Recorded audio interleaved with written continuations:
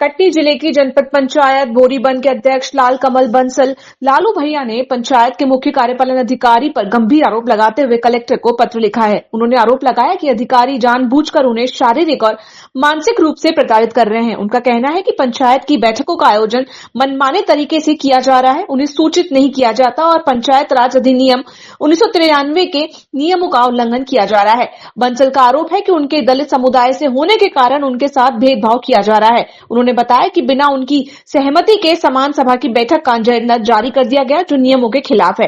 कई बार वरिष्ठ अधिकारियों को पत्र लिखने के बावजूद कोई कार्रवाई नहीं हुई है, जिससे निराश होकर उन्होंने 1 माह बाद कलेक्टर कार्यालय के सामने आत्मदाह करने की चेतावनी दी है। इस मामले में अब तक प्रशासन की ओर से कोई प्रतिक्रिया नहीं आई है, लेकिन जल्द ही कोई कदम नहीं उठाया गया तो पूरा मामला तूल पकड़ सकता है। आप क्या कहना चाहेंगे? ये दुर्भाग्य मैं लगातार कहता रहा कि कटनी में बैठा जिला प्रशासन और कटनी कलेक्टर और जिला पंचायत सीओ, ये दोनों माननीय मुख्यमंत्री और सरकार को बदनाम करने का षड्यंत्र कर रहे हैं। दुर्भाग्य है कि बोरीबंद में पदस्थ सीओ, जो कि भ्रष्टाचार में लिप्त है, जिसकी जानकारी पूरे मध्य प्रदेश को है, लेकिन कटनी कलेक्टर और जिला पंचायत सीओ उसको बचाने के लिए, ये दुर्भाग्य है कि जनपद पंचायत के अध्यक्ष और सदस्य, माननीय जिला पंचायत सदस्य, वो भी साथ में रहे और कलेक्टर साहब को अपनी बात कहना चाह रहे थे। लेकिन दुर्भाग्य है, कलेक्टर साहब ये कहना चाह रहे हैं, ये देखिए, मैं नहीं आया था, मैं समाजवादी पार्टी का जिला अध्यक्ष हूँ, ये हमारे जिला सहयोगी जिला अध्यक्ष है, लेकिन कोई समाजवादी पार्टी के लोग नहीं थे। इसमें भाजपा के, ये देख लीजिए कमल का फूल दिख रहा होगा, इनकी भी सुनने को तैयार नहीं है, जिस कारण ऐसा लगने लगा है।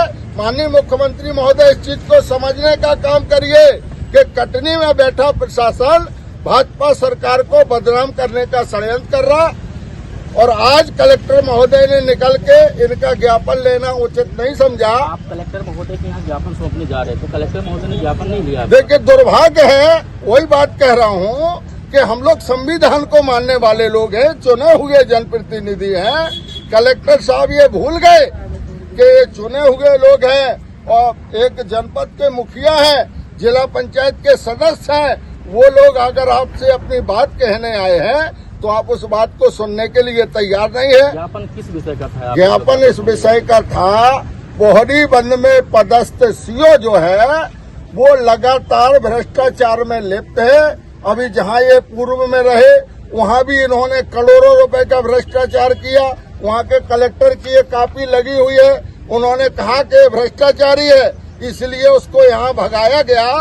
लेकिन हमको तो लगता है कि कटनी को ये मध्य प्रदेश सरकार ने लूट का अड्डा बना लिया है। जितने चोरवा हैं, जितने चोर हैं, वो केवल कटनी की धरती में आके ही पनप रहे हैं। मैं बार बार माननीय मुख्यमंत्री महोदय को बता रहा हूँ, कलेक्टर साहब को बोल रहा हूँ कि इन भ्रष्टाचारियों को तत्काल निलंबित करके फिर जांच कराने का काम करे।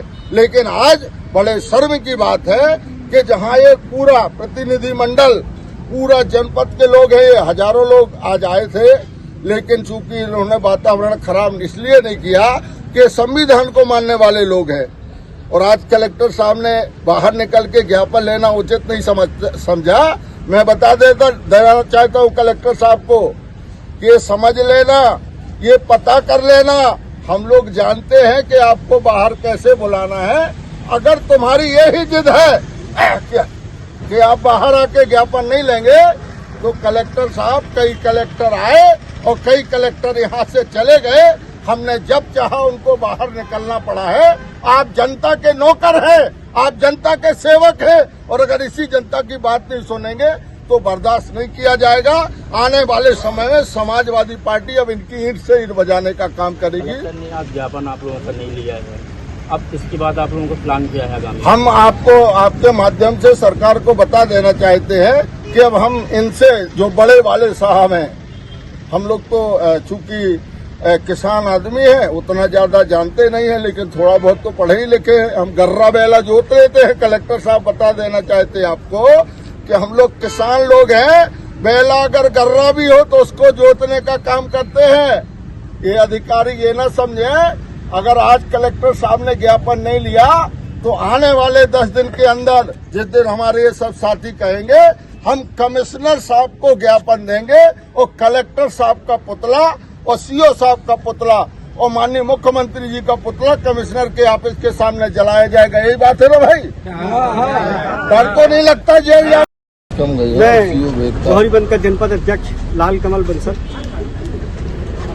पिछले लगभग 1 सालों से बोहरीबंद जनपद में प्राप्त भ्रष्टाचार के विरोध में आवाज उठा रहा हूं और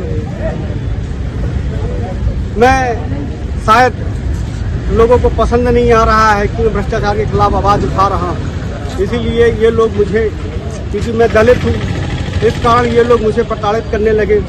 जनपद के सीईओ जो हैं हमारे मुख्य कार्यपालन अधिकारी अभिषेक कुमार झा जी, वो चूंकि ऑलरेडी जो है सिवनी से भ्रष्टाचार कर 2 करोड़ रुपए के गबन का मामला उनके ऊपर चल रहा है, जिसकी कार्रवाई सिवनी कलेक्टर ने प्रस्तावित की है और लगभग 1.5 साल से हमारे कमिश्नर साहब के यहाँ ये फाइल जो है पेंडिंग में पड़ी हुई है और उनके ऊपर कोई भी कार्रवाई सुनिश्चित नहीं की जा रही है।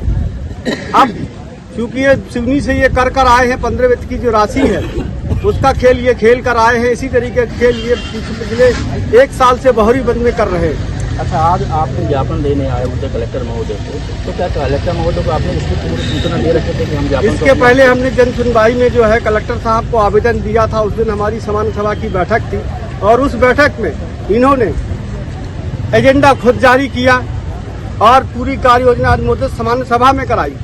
जबकि नियम यह है कि जब जो भी कार्य योजनाएं प्रस्तावित होती है वो सबसे पहले सामान्य सभा की बैठक में ली जाती है। तो ये तो पंचायत राज अधिनियम की धज्जियां तो ये खुद उड़ा रहे हैं और पंचायत एक्ट का पालन ये खुद नहीं कर रहे हैं और डायरेक्टली जो है अनुमोदन सामान्य सभा में ले रहे हैं। इसके विरोध में हमने, जब सामान्य सभा चल रही थी, हमने अपनी प्रोसीडिंग लिखाया, हमने आपत्ति दर्ज कराई, तो इन्होंने हमारी आपत्ति दर्ज नहीं की, हमारी सुनी नहीं रहे। तो इसके विरोध में जाकर हमने तत्काल उस दिन सिलमनाबाद में कलेक्टर साहब जन सुनवाई कर रहे थे, कलेक्टर साहब को हमने आवेदन दिया और उस आवेदन में हमने कलेक्टर साहब को अवगत कराया। लिखा हुआ है इसमें, देखिए इसमें लिखा हुआ है। हमने कलेक्टर साहब से बोला था, कलेक्टर साहब अगर इस मामले को तत्काल संज्ञान में नहीं लिया गया तो मैं आंदोलन करने के लिए बाध्य होऊंगा। तो कलेक्टर ने इसलिए अभी तक आपको क्या आश्वासन दिया है? हमें कलेक्टर साहब ने यह आश्वासन दिया था कि हम आपको बुलाते हैं और इससे पहले भी हम लगातार निरंतर पत्राचार कर रहे हैं जनपद जिला पंचायत सीईओ के माध्यम से, कलेक्टर साहब के माध्यम से हमको अवगत कराते जा रहे हैं। लेकिन उस दिनांक से लेकर पिछले 3 महीने से लेकर मैं इतना प्रताड़ित हो चुका हूं कि आज मैं कलेक्टर में लौटते गया। आज मैं यहाँ से लुढ़कते हुए कलेक्टर ऑफिस के पास गया। हम लोग कलेक्टर साहब से मिलना चाहते थे, लेकिन हमारे कलेक्टर साहब हमें मिलने के लिए मात्र चंद कदमों की दूरी से हम जनप्रतिनिधि को मिलने के लिए टाइम नहीं दिए। कौन कौन थे आपके साथ? हमारे साथ जिला पंचायत सदस्य श्री अजय गोटिया जी, प्रेमलाल केवट जी, राकेश लोधी जी, माला मौसी जी, ये तमाम प्रकार के और हमारे जनपद सदस्य जो है हमारे सरमन लाल चौधरी जी, राधे यादव जी, उत्तम लोधी जी और प्रमोद लोधी जी और प्रीतम भाई कोल जी, ये हमारे जनपद सदस्य जो है आज हमारे साथ उपस्थित थे। इसके बाद क्या करेंगे अब? इसके बाद हम लोगों ने आज ज्ञापन हमसे कलेक्टर साहब ने नहीं लिया है, वो ज्ञापन हमने वापस कर लिया है। अगले 10 दिन के अंदर हम जो है कमिश्नर को ज्ञापन देने के लिए जबलपुर जाएंगे।